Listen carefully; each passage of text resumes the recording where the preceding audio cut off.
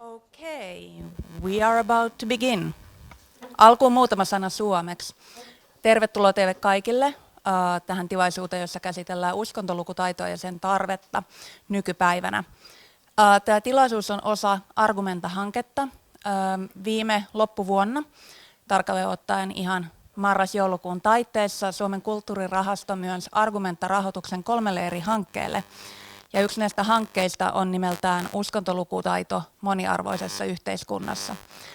Sen johtajana toimii professori Tuula Sakaranaho, istuu tuolla kauimpana minusta.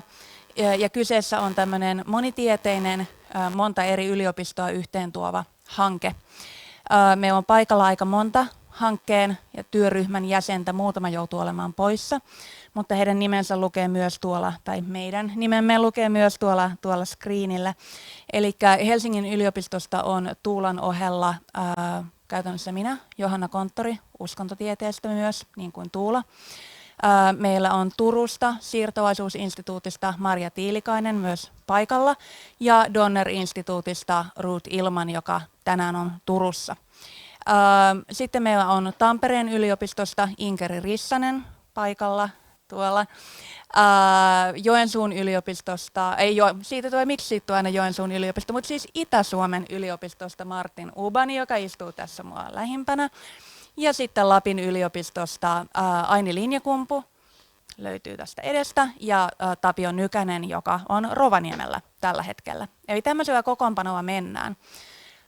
Argumenta-hankkeissa ideana on järjestää tilaisuuksia, joita mekin ollaan järjestämässä 7. Ne koostuu toisaalta tutkijatapaamisista, akateemisesta keskustelusta, tässä tapauksessa uskontolukutaidosta, ja lisäksi tämmöisistä julkisista keskustelutilaisuuksista, jotka on avoimia kaikille, joissa sitten käydään näitä samoja teemoja läpi yleensä vähän ehkä yleiskielisemmässä muodossa kuin niissä tutkijatapaamisissa. Eli tämmöisessä tilanteessa me ollaan täällä. Tämä on meidän ihka ensimmäinen tapaaminen ja jatkossa on tulossa tapaamisia Helsingin ohella myös näissä äsken mainituissa kaupungeissa, eli ensi syksynä Turussa. Ensi syksynä nähdään jälleen myös Helsingissä. Ja sitten vuonna 2020 ensin tavataan Rovaniemellä, sen jälkeen Tampereella, sen jälkeen Joensuussa ja vuonna 2020 loppupuolella vielä Helsingissä. Meillä tulee kiertämään tämä nimilista niin, että jos haluatte tietää Argumentan tapahtumista, niin voitte jättää siihen listaan sähköpostiosoitteenne, niin meistä päin sitten ollaan yhteydessä. Ja vielä semmoinen käytännön tiedote tässä ennen kuin vaihdetaan kieltä, että tämä meidän tilaisuus, kuten ehkä moni on huomannut tuon kamera, niin tämä striimataan ja tallennetaan ja linkki siihen tallenteeseen tulee löytymään muun muassa Argumentan sivuilta, jotka muuten näkyy tuossa. Argumentan tämän hankkeen sivut on sijoitettu katsomukset.fi portaalin alaisuuteen, johtuen ihan jo siitä käytännön seikasta, että sekä katsomukset.fi että tämä Argumenta-hanke on käytännössä saman porukan pyörittämä, ideoima, alulle laittama juttu. Eli katsomukset.fi kautta Argumenta, niin johan tietoa löytyy. Meillä on tosiaan tänään vieraana professori Adam Dinham Lontoosta, ja senkin takia me vaihdetaan nyt kieltä, eli me tullaan menemään englanniksi. Jos on toiveessa kysymyksiä, voi mielellään esittää myös suomeksi ja sitten täältä tulkataan parhaan mukaan, mutta muuten kyllä mennään englanniksi tänään. Ja tilaisuuden kulku on jotakuinkin semmoinen, että me annetaan meidän vieraiden kunkin aluksi käyttää lyhyt puheenvuoro ja sen jälkeen toivon mukaan keskustellaan. Mulla on kyllä kysymyksiä valmiina esiteltäväksi, mutta toivon mukaan myös teiltä yleisöstä tulee paljon kysymyksiä tähän varsin ajankohtaiseen aihepiiriin liittyen. So, into English, shall we? Welcome all, and especially welcome Professor Adam Dinham from University of London, Goldsmiths. He is our guest of this first Argumenta meeting, and he had some troubles yesterday. He was going to attend our seminar, which he eventually did, but via Skype because he was stuck at Heathrow. Thank you, Finnair. And but eventually he got here. We are more than pleased to have you here, and welcome. And so, like I already presented, our two other discussants today are Professor Martin Ubani from the University of Eastern Europe. Okay, now it's going to be Eastern Europe. What's my trouble with that university? University of Eastern Finland. I'm so gonna mess up with that again. Okay, well, welcome, Martin. And Professor Tuula Sakaranaho from University of Helsinki. And like I said, we will begin with short introductory speeches, if you wish, by each one of you, and we'll start with Adam, so please. Okay, thank you, and thanks very much for the invitation. Whatever Johanna just said, I hope it's true, but thank you very much for doing this in English, because you really don't want to hear my Finnish. Also, there are some very bewildered-looking people in the airport lounge at Heathrow who enjoyed my seminar yesterday and actually sparked a Q&A, a question session, which was quite entertaining. So Heathrow now has religious literacy. I'm very pleased with myself. I think my task is just to spend a few minutes introducing religious literacy, how I came to it. Yes? Okay, good. Best check what I'm doing before I do it. I often start this tale with the story of, it's a true story, of an approach that was made to me in 2009 by a government body in the UK called HEFCE, the Higher Education Funding Council for England, which when England funded education used to disperse the money. It doesn't anymore because we've been privatised. What HEFCE asked me to do was to sort out the problem of extremism on British university campuses. Okay, I'll do that, I said. No, I didn't. I said, first of all, I think you are thinking about this in the wrong way, that there isn't really a problem of extremism on British campuses. There's a problem of how we think about religion in the public sphere, and that's what's being reflected here. But, I said, that is a problem, not just in universities, but right across European societies, and in North America and Australia too, in different ways. There is a problem with how publics broadly engage with growing religious diversity. And that I can help you with. And so they agreed that we weren't going to only treat religion as a problem, a huge risk about Muslims and violence, but we were going to set religion in a proper, broader context. So that's my starting point for religious literacy. I want to think about the drivers, what drives this, and I think there are 3 or 4. So one is globalization, which obviously increases migration and therefore religious diversity right across Europe and intensely in some spots. And that's very differently experienced, obviously, in Finland than it is in Britain, for example. So it's a nuanced issue, but one that goes broadly right across Europe. And so it conflicts or contrasts with a public sphere across Europe that thinks of itself as secular. So a central part of my understanding of religious literacy is that to have religious literacy, you also have to have secular literacy. We need to understand what we mean by secular when we describe ourselves as secular. I don't think Europe is secular. I think the story of religion in Europe is one of complex change, not one of simple decline. But policymakers and the public sphere tend to treat European public spaces as though religion is a thing of the past. Now, globalization and migration make it a thing of the present, but so too does continuing religion. It never went away in the first place. It was always there. It was just less visible. And in that space, I think it's really important, not just in universities, but everywhere, that we don't only focus on the risks, which tend to construct Muslims as problems, but the opportunities, which looks at religion much more broadly and says there is continuing Christianity, A lot of that's cultural, not confessional, i.e. people belonging but not believing, or believing but not belonging, or doing neither, but finding religious buildings and spaces important, as we've seen in Notre Dame in the past 2 days. It's also religiously diverse. It's full of traditional religion, but also all sorts of new forms of religion, revival forms of paganism and witchcraft and druidism, tree worship, and non-religious beliefs as well, like veganism, environmentalism, which we might describe as worldviews and values. And all of that, I think, sits in a public sphere which doesn't only think of itself as secular, wrongly, but is also very hungry, I think, lots of studies are showing this, for wisdom, for a kind of public wisdom that has gone missing in particularly more neoliberal countries like Britain, where human beings have increasingly felt themselves to be treated as sort of public policy units of something to be managed, rather than complex living people with needs and hopes and existential questions and so on. So for me, religious literacy is about rebalancing our understanding of religion away from risk towards opportunity. It's challenging ourselves to understand that we are not simply secular, we are complexly secular and sacred.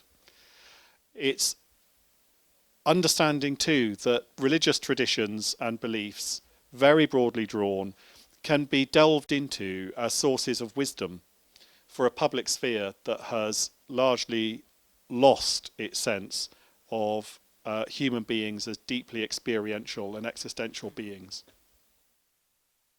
That's all I'm going to say for now. I hope that starts to prompt, with other comments too, a discussion about what religious literacy might look like and where it could land in specific places.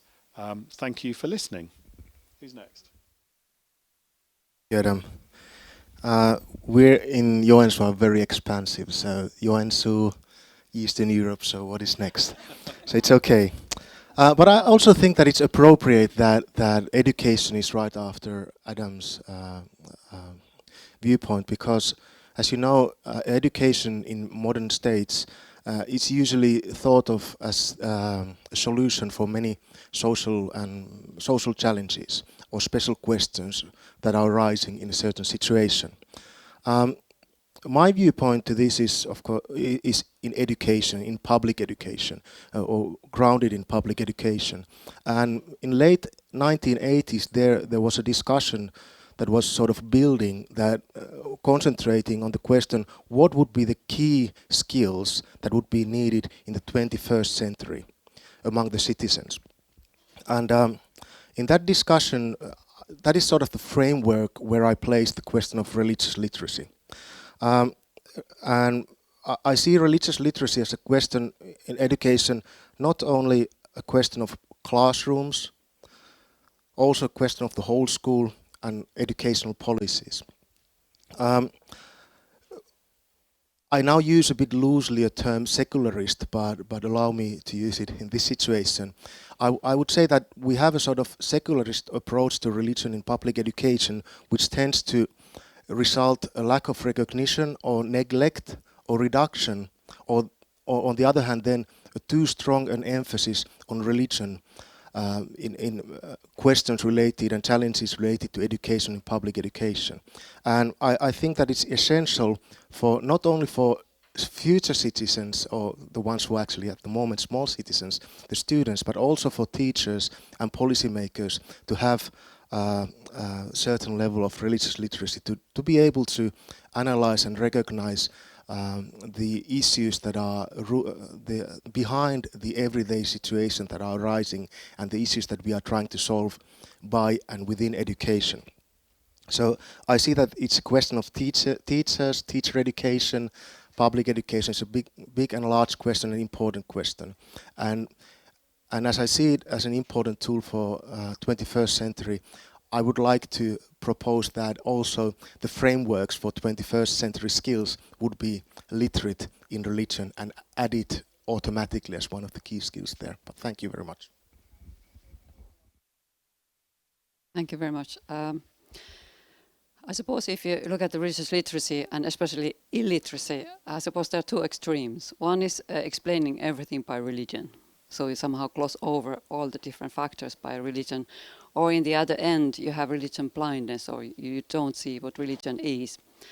Well, I'm in the study of religion, and of course we talk about religion all the time, so there's no lack of sensitivity to concern religion. But since I've been doing research on Islam in Europe, I somehow become allergic to this idea that everything is explained by religion, and we just have to use the word Muslim, which I use in my own research as well, and I don't know how to go around it.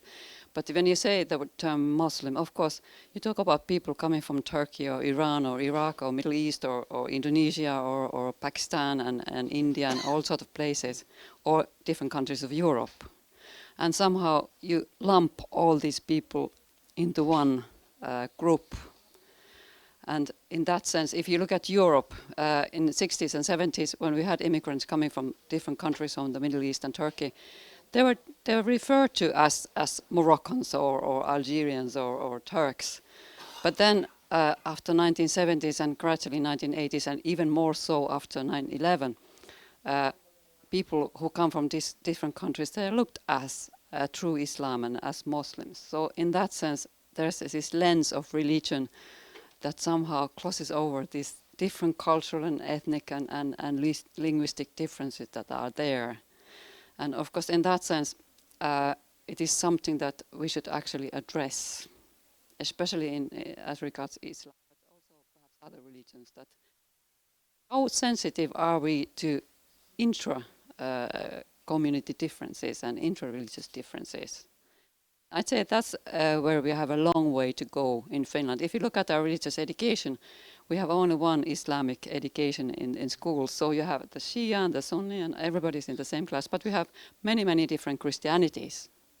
So in that sense, somehow I'd say in the public policies, the idea is somehow that, okay, there's variation among Christians, but then we can put all the Muslims in the same classroom and we can put all the Buddhists in the same classroom. It doesn't matter if they have differences. Well, perhaps it doesn't matter to us or as policymakers. It's not so. But I think it shows that there is no sensitivity to variation and diversity, not only among different groups of people. So this is a big challenge, I think, in the future. Concerns religious literacy. Well, thank you. Does any of you want to continue, or do you have any questions at this point? If not, I would like to kind of continue on what Tuula just said and what we were discussing yesterday. One of the themes for these 2 days in our project is the fact that there are so many literacies nowadays, at least in Finland, but if I understood correctly, it's so in England as well, or Great Britain. So if you think in Finnish, we have monilukutaito, medialukutaito, ympäristölukutaito, tulevaisuuslukutaito, teknologialukutaito, uskontolukutaito, and so forth. Lots of literacies of different kinds: technological, climate, nature, religious, whatever you wish. And also, in fact, in Finland, we have now also some sort of a debate on literacy itself, because it looks like that in this very well-educated country of Finland, we are having some trouble with people not being able to read properly. So we talk about literacy as well. My question is, when literacy is put into everything, does it lose something, like part of its analytical power, or does it become too vague? Is it like we have literacy everywhere? I'm being given the microphone, so I'm happy to speak. Yeah, I do think literacy suffers from overexposure, like Madonna. There's too much of it about. When, in its defence, from my point of view, I would say that when I started working with the concept 10 years ago, it was much more. It wasn't used very much, and it's been broadened out. My problem, I was sharing with others this morning that I want to not be too hung up on the term. And if I were using the term more precisely for what I mean it to mean, I would actually call it religion, belief, non-religious belief, spirituality, worldviews, values, and existential literacy, which doesn't exactly roll off the tongue. And I would probably drop the word literacy now as well. But it is a tag, it's a phrase that has got some traction.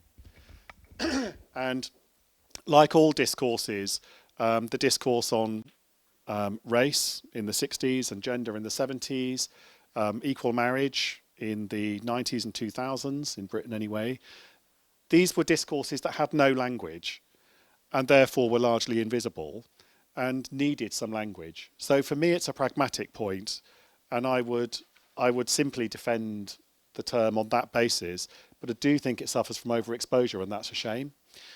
The other aspect alongside overexposure, excuse me, is that I think it's capable of being quite lazily used. So we say we need more religious literacy, and it means 100 different things. And so it's important that we are able to pin it down. The difficulty with pinning down religious literacy is that, it's probably true of other literacies, is that it's complex. And I don't think it's particularly amenable to measurement. What I don't want to see is a list of indicators of if you know these things, then you have religious literacy, and then you just tick them off and you've got it. Because I don't think that's what religion is like. I want to challenge an idea of religion as a series of monolithic blocks of unchanging facts that you just learn from A to Z. Now I've done Sikhism, now I've done Christianity, now I've done the Jedi Knights, if you like. It's not how it's lived. I think in people, religion is fluid identity, not fixed tradition, and that's how to approach it. Maybe we need a literacy of literacies, a skill to be able to read things as literacies. Now, I think that, of course, it's a question of, not with regards to this concept, but with many concepts, I find it that it's a question of power and a question of gaining influence to your particular viewpoint, like the latest additions. It seems to me that I don't want to give now names of any conceptualizations, but somehow they seem to be more, in my viewpoint, tries to legitimize certain kind of viewpoints in a way that an educational society will value it. So it's sort of kind of a cultural way of expressing things in a way that this particular area will be valued in a given society. That's my personal viewpoint on why there are so many literacies. Might also concern the society as it is at the moment, that we have so much information about everything. So there's some kind of a battle about issues that should be important. So if you use the word literacy, you somehow say, okay, everybody should know about this issue. They should understand what is about important and all that. So I suppose it's an educational matter as well, and also question about information war, that you somehow come to the fore with certain ideas, and you say this is the familiar with. But of course, from the point of view of research, I think it's intuitively, it's somehow, it resonates perhaps when you say something literacy, that okay, yeah, but then as an analytic concept, I don't know if we haven't, at least in Finland, we haven't discussed that yet, or somehow. And perhaps this Argumenta project now that has started, and for 2 years we can sort of work on that as well, that how it actually works for research and as an analytic concept. Not just an idea about a certain field where we move and have knowledge and information, discussion and so forth.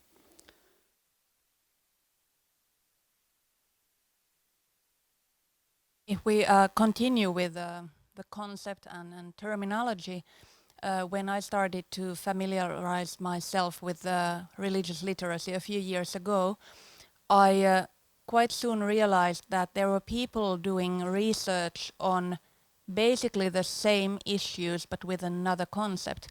So in Finnish, they would be like cultural sensitivity, Then the word katsomukset that we were talking about this morning, so katsomussensitiivinen. Then it could be religious dialogue, going pretty close to religious literacy. It could be cultural competence or religious competence, and I was a bit confused, to say the least. There were so many terms, people using different concepts, and still, so I felt, talking about at least almost the same thing. Is it so also in Britain and in English language? How do these kind of terms get along, if you wish? I mean, are they used as some sort of synonyms? And also, question especially for Martin and Tuula, what do you think about in the Finnish context and Finnish language? How do you see these sensitivities and competencies and so on regarding and in relation to religious literacy? So the first part, yes, it has been like that in Britain. And it's a real bugbear of mine. Do you know the word bugbear? It's annoying.